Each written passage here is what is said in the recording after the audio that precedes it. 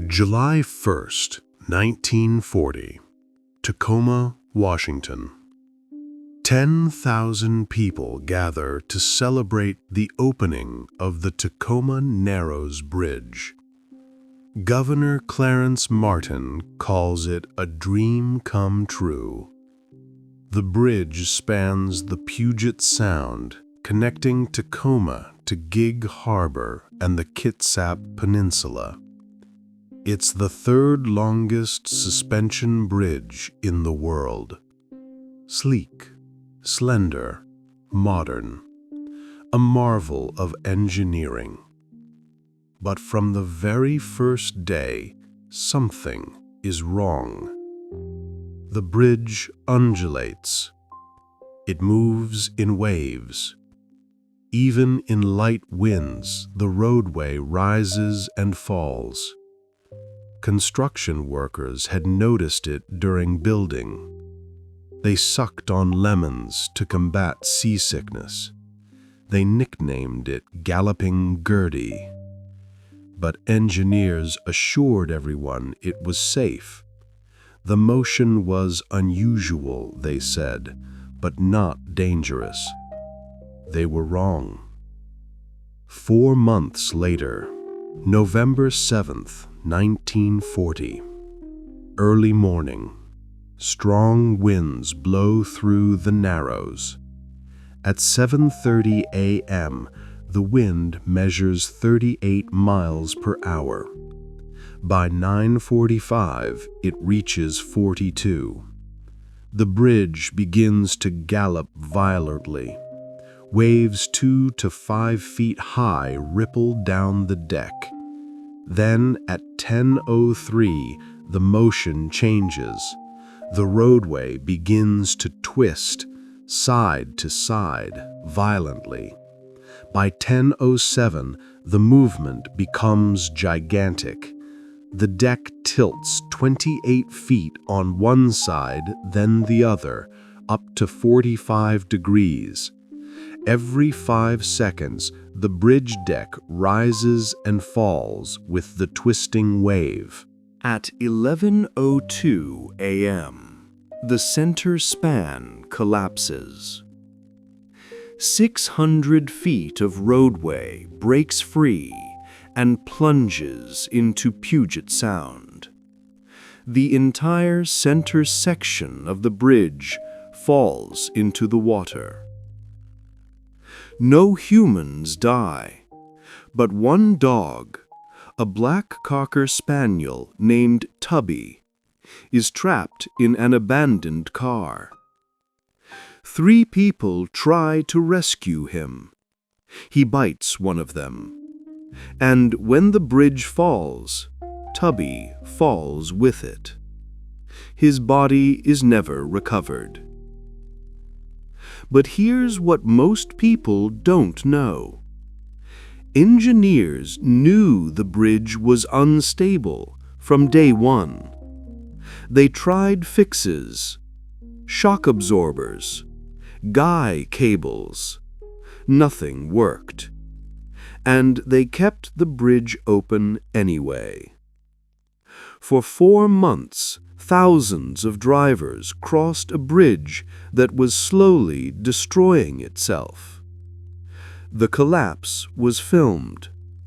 The footage became the most famous engineering failure ever captured on camera. And the disaster changed how suspension bridges are designed forever. This is the story of the Tacoma Narrows Bridge, Galloping Gertie, and the collapse that no one stopped. The idea of bridging the Tacoma Narrows had been discussed for decades. The Narrows is a deep, narrow section of Puget Sound separating Tacoma from the Kitsap Peninsula. It's about 1 mile wide at the crossing point. For years, the only way across was by ferry. But ferries were slow and unreliable, especially in bad weather. Tacoma needed a bridge. In the 1930s, Washington state officials began planning. They hired engineer Leon Moisseiff to design the bridge. Moisseiff was experienced. He had worked on the Manhattan Bridge and the Golden Gate Bridge. He was a proponent of lightweight suspension bridge design. His philosophy was simple: make bridges as slender and light as possible. Use less steel. Save money. The Tacoma Narrows Bridge would be his masterpiece. Moisseiff designed a suspension bridge with a main span of 2,840 feet. The deck would be just 39 feet wide. The side spans would be 1,100 feet each. The bridge would hang from two main cables, each nearly 3 feet in diameter. The roadway would be supported by plate girders 8 feet deep. These solid girders would run along both edges of the deck. No truss work, no lattice, just solid steel plates. This made the bridge incredibly slender and graceful, but it also made it vulnerable. Construction began in November 1938. From the very beginning, workers noticed unusual movement. The bridge swayed. Even in moderate winds, the deck rose and fell in waves. Workers called it galloping. Some became seasick. They sucked on lemons to settle their stomachs. They joked about it, but privately, some worried. This wasn't normal. Suspension bridges moved, yes, but not like this. Engineers investigated. They concluded the motion was caused by wind hitting the solid plate girders. The girders acted like sails, catching the wind and creating lift. This caused vertical oscillations. But the engineers believed it was safe. The bridge was designed to withstand much stronger forces. The galloping was annoying, they said, but not dangerous. Construction continued, and on July 1st, 1940, the bridge opened to traffic. The Tacoma Narrows Bridge cost $6.4 million to build. For Tacoma, it was a massive investment, but it was worth it. The bridge would open Tacoma for shoppers from Kitsap County. It would provide access to the Bremerton Navy Yard, critical for national defense. And it would symbolize progress, modernity, American engineering prowess. The opening day ceremony was grand. Governor Clarence Martin praised the bridge. Crowds walked across the span. Children ran and laughed. It was a celebration. But even on opening day, the bridge galloped. Drivers reported feeling the deck rise and fall beneath them. For some, it was thrilling. Joyriders came from all over just to experience the motion. Traffic increased. People wanted to ride Galloping Gertie. But engineers were concerned. F. Bert Farquharson, a civil engineering professor at the University of Washington, was hired to study the problem. He installed instruments on the bridge. He measured the oscillations. He suggested design alterations, adding shock absorbers, installing tie-down cables, stiffening the deck. But these measures had little effect. The bridge continued to gallop. Farquharson recommended closing the bridge until a permanent fix could be found, but state officials refused. The bridge was too important. Closing it would be a public relations disaster. So it stayed open. Over the next 4 months, the galloping worsened. On windy days, the motion was extreme. Some drivers refused to cross. Others loved it. The bridge became a tourist attraction. People drove across just to feel the thrill.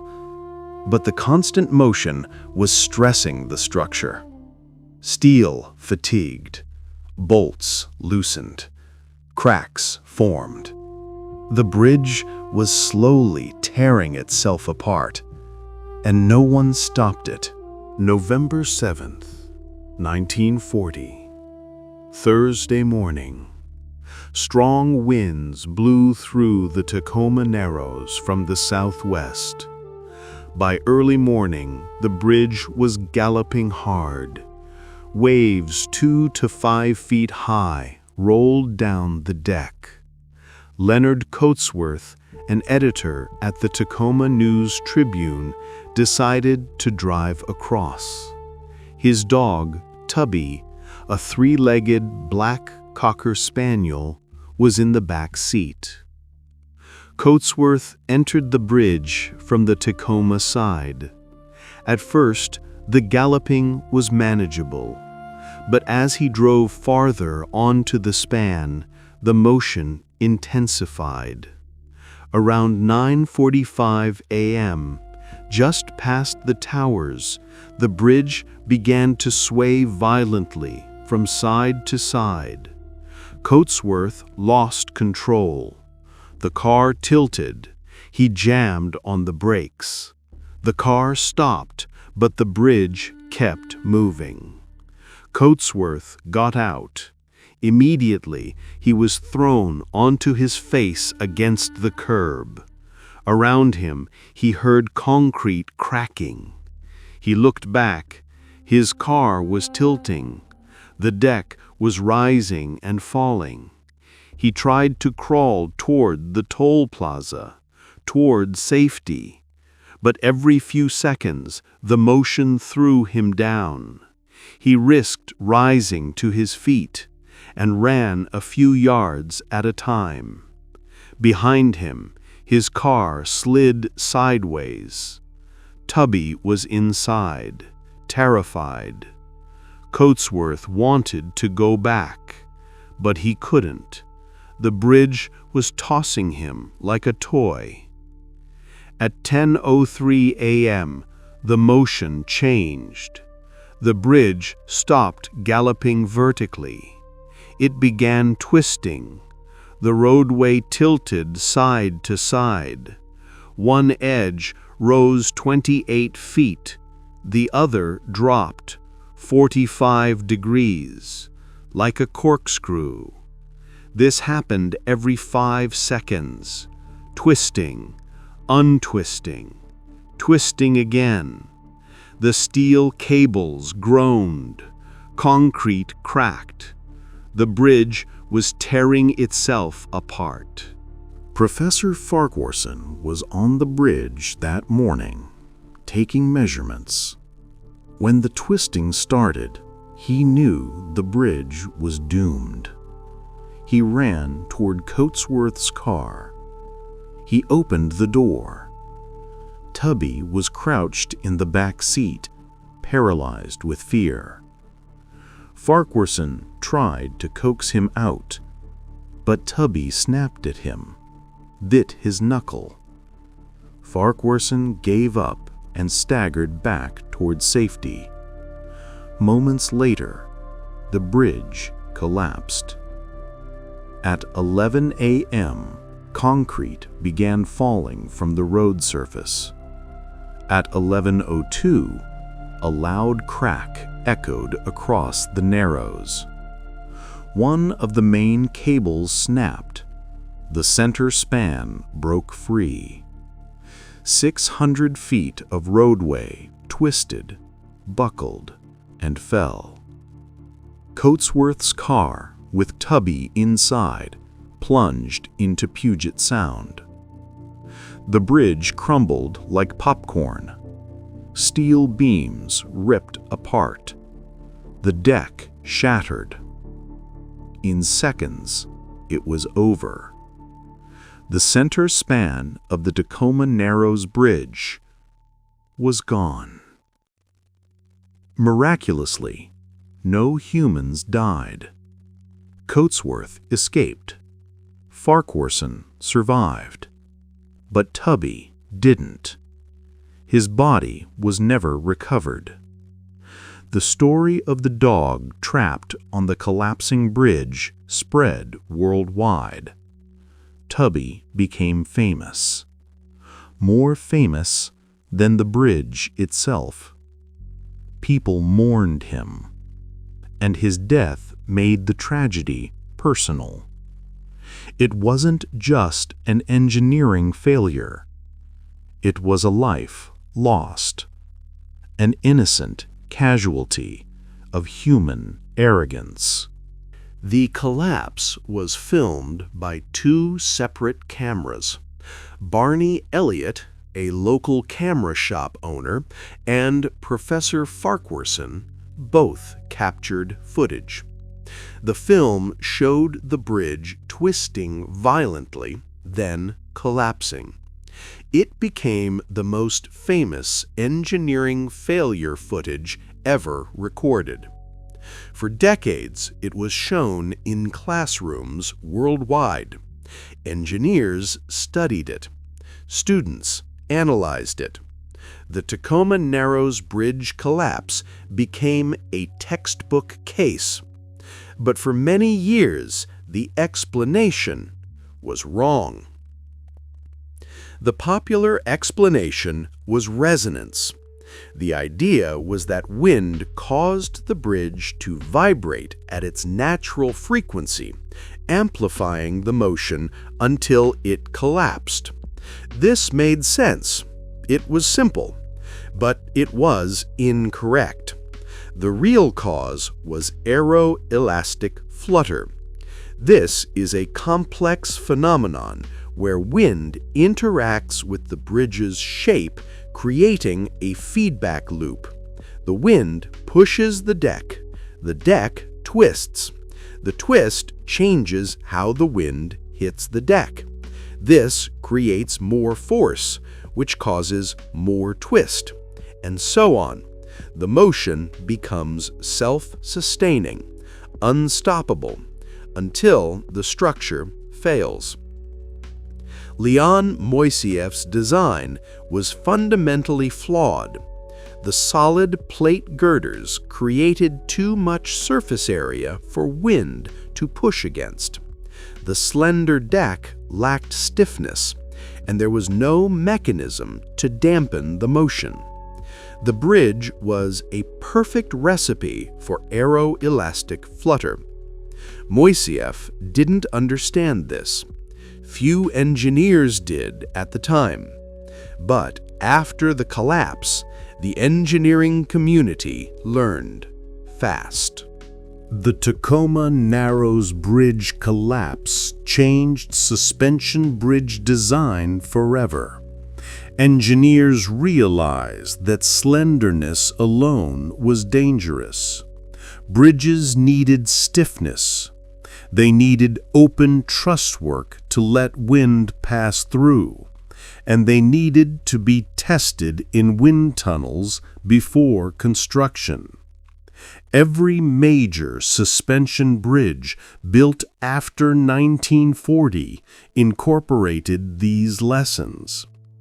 Existing bridges were quietly retrofitted. The Golden Gate Bridge had its deck stiffened. The Bronx Whitestone Bridge in New York was reinforced. Engineers didn't publicize these changes.